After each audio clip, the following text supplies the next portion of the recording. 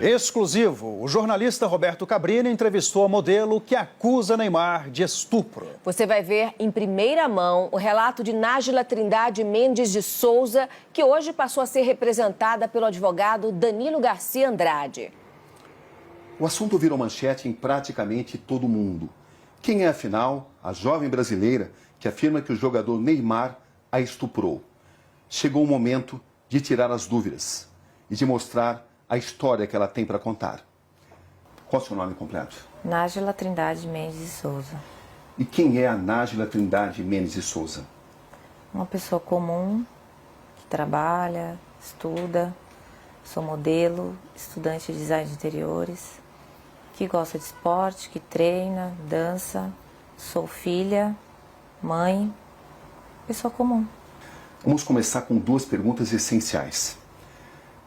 Você foi, de fato, vítima de estupro por parte do jogador Neymar ou foi uma relação sexual consentida? Fui vítima de estupro. Você foi vítima de estupro ou foi apenas uma agressão? Agressão juntamente com estupro. Você reafirma que foi vítima de estupro? Fui. Mas por que então seu primeiro advogado diz que você relatou a ele ter sido vítima de uma agressão, não de um estupro? Primeiro que ele não estava acreditando totalmente em mim. E eu senti preconceito da parte dele. Porque ele disse pra mim que... você vai ter que cortar a unha, a gente vai ter que levar isso pra frente, mas você... Então, o que deu a entender que você foi estuprada, você não foi estuprada, você deu porque você quis, você fez porque você quis... Então eu vou isentar essa parte, eu não vou colocar essa parte. Vou falar agressão porque eu tenho as provas, você me mostrou as provas da agressão, que foram as fotografias. E eu acho que ele só acreditou em mim porque ele viu a foto que o próprio Neymar mandou pra mim. Minha foto machucada. Como é que você conheceu o Neymar, Nájila? Através de uma rede social. Qual foi a rede social? Instagram. Como é que foram as conversas? Como é que você as escreve? Normal, eu mandei uma imagem para ele, não era foto nude meu, era um texto. E ele respondeu e a gente começou a trocar mensagens. E depois de um tempo ele pediu o meu WhatsApp e eu passei. O próprio Neymar divulgou alguns trechos onde aparecem conversas de cunho sexual. Uhum. Quando é que essas conversas começaram? Naquele momento do WhatsApp. E você tinha ciência de que uma relação sexual poderia acontecer? Sim, o meu intuito era esse. Era o seu intuito? O meu intuito era ter uma relação sexual com ele. Desde quando você passou a pensar dessa forma? Quando eu comecei a falar com ele. Em que situação você viajou para Paris para encontrar o Neymar? Não, quem é que pagou a passagem? Ele. Ele pagou. E as suas despesas, quem pagou? Ele, do hotel. Isso ficou claro desde o início? Não, a gente conversou, eu conversei com ele como uma pessoa comum. Eu queria, era um intuito sexual, era um desejo meu. Acho que ficou até claro para ele isso. E ele perguntou quando eu poderia ir e eu disse, no momento eu não posso, questões financeiras, eu não podia ir. E também questão da minha agenda, do meu trabalho, enfim. E daí ele me sugeriu, tá, mas eu posso resolver isso. E aí eu fui com a passagem. Você levou dinheiro seu também? Levei. Você viajou para Paris com que expectativa, Nájila? De ficar com ele, de encontrar com ele. Isso de realizar um desejo meu. Isso incluía uma possível relação sexual? Obviamente. Você pensava nisso? Sim. Estava preparada para isso? Estava. Era algo já consentido, consensual entre vocês? Era. Certo. Quando você chega a Paris, o que acontece? Eu vou pro hotel, ele me manda mensagem falando que ia para uma festa e que ia passar lá antes para me dar um beijo, para me cumprimentar antes de ir nessa festa. E a partir disso, o que acontece? Eu tinha um desejo de ficar com o Neymar. E quando eu chego lá, tava tudo bem, tava tudo legal as mensagens, uhul, eu ia conseguir, entendeu? Só que quando eu cheguei lá, ele estava agressivo. totalmente diferente daquele cara que eu conheci nas mensagens. Até aí, tudo bem. Como eu tinha muita vontade de ficar com ele, falei, ok, vou tentar manejar aqui. E a gente começou a trocar carícias, começou a ficar, a se beijar. E daí ele me despiu. Eu não Até achei... então foi tudo consensual? Foi. Até aí tudo bem. Sim. Só que depois ele começou a me bater. E eu falei assim, nos primeiros, ok, tava tudo certo. Só que depois começou a me machucar muito. E eu falei, para. Você falou isso de forma clara? Falei, para, está doendo. E ele falou, desculpa, linda. Ok, continuamos. Deitados na cama, rolando e tal. Eu falei, você trouxe preservativo? Porque eu não tenho. E ele disse, não. Eu falei, então não vai acontecer nada além disso. Porque não podemos. Qual foi a resposta dele? Ele não respondeu nada. E a gente continuou. E ele me virou, cometeu o ato, e eu pedi para ele parar. Enquanto ele cometia o ato, ele continuava batendo na minha bunda violentamente. E depois eu girei. Foi tudo muito rápido, questão de segundos, e me retirei. Foi isso que aconteceu. Você está totalmente convencida que conseguiu mostrar a ele que você não queria, não desejava mais a relação sexual? Eu falei, para.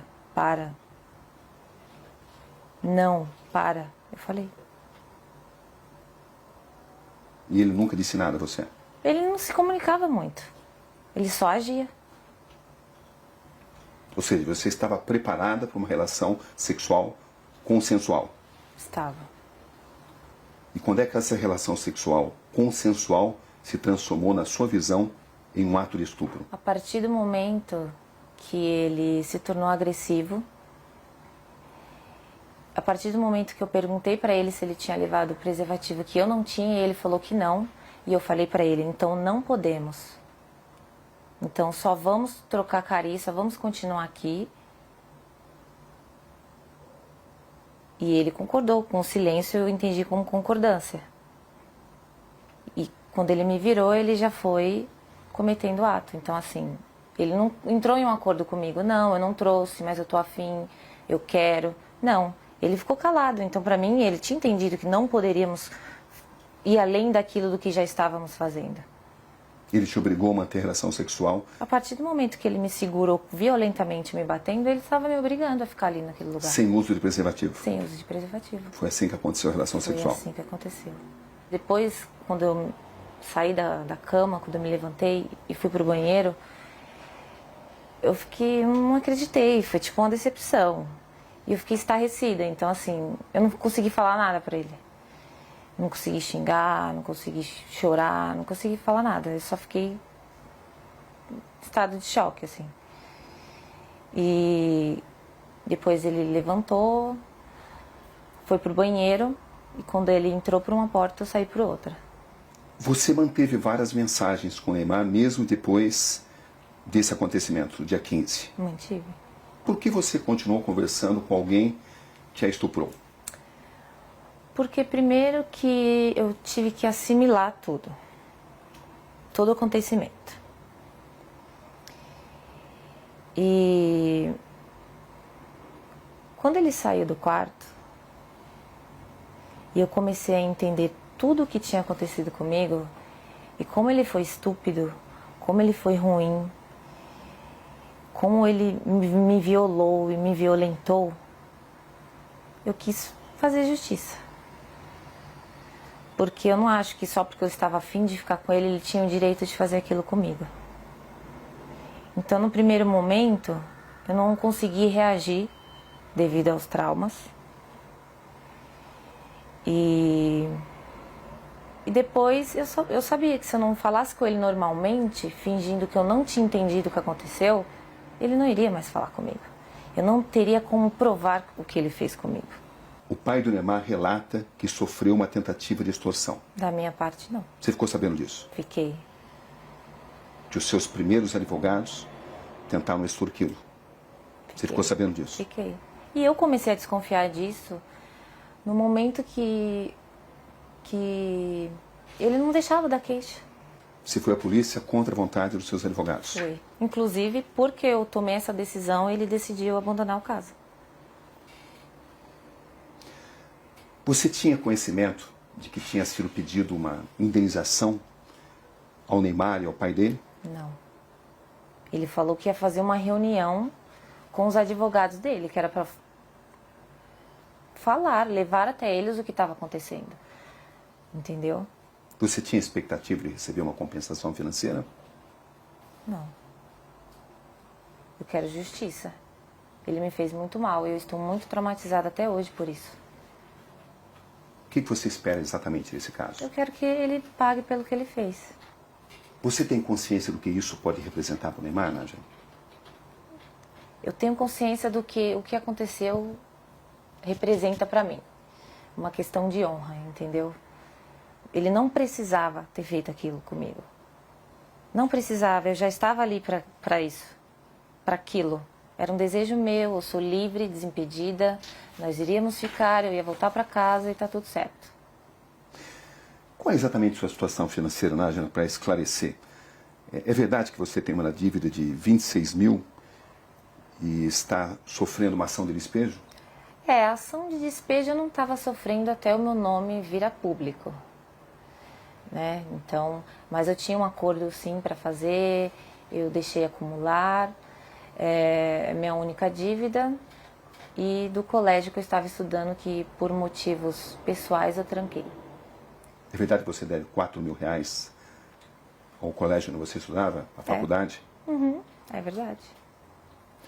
As pessoas têm usado essas informações para alegar que você queria resolver a sua situação financeira. Você tem consciência disso, né? Tem.